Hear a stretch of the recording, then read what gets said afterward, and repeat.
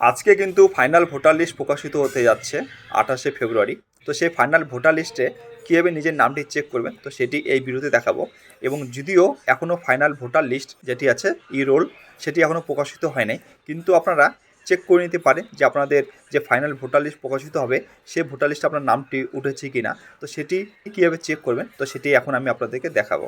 এর জন্য আপনারা গুগলে গিয়ে যদি সার্চ করেন eci.gov.in লিখে সার্চ করলে আপনার সামনে দেখুন elector roll election commission of ইন্ডিয়ার যে সাইটটি সেটা চলে আসবে। তো জাস্ট এর উপর ক্লিক করুন।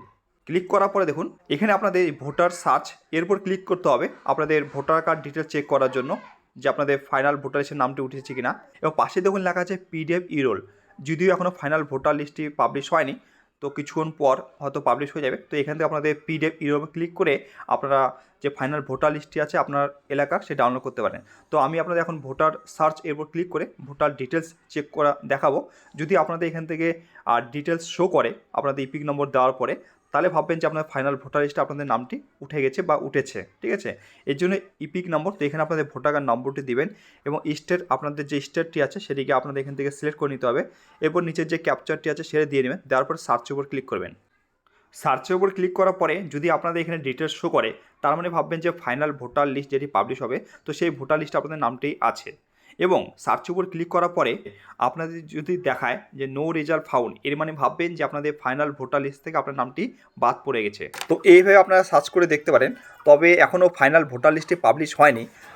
ফাইনাল ভোটার লিস্ট যখন পাবলিশ হবে তো সেখানে আপনাদের ফাইনাল যে ভোটার লিস্টে ডাউনলোড করবেন আপনার এলাকার, ডাউনলোড করার পরে যদি আপনার নামের পাশে যদি অ্যাপ্রুভ লেখা থাকে তার মানে ভাববেন যে আপনার ফাইনাল ভোটার লিস্টে আপনার নামটি অ্যাপ্রুভ হয়ে গেছে এবং আপনারা এই যে বিধানসভা ভোট হবে 2026-এ, তো আপনারা ভোট দিতে পারবেন।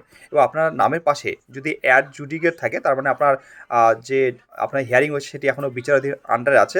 তো সেটি সে আপনার তথ্য ডিটেলসের যাচাই হবে এবং আপনার আস্তে আস্তে ফাইনাল ভোটার লিস্টের জন্য আপনাদের সাপ্লিমেন্টারি লিস্ট বেরোবে।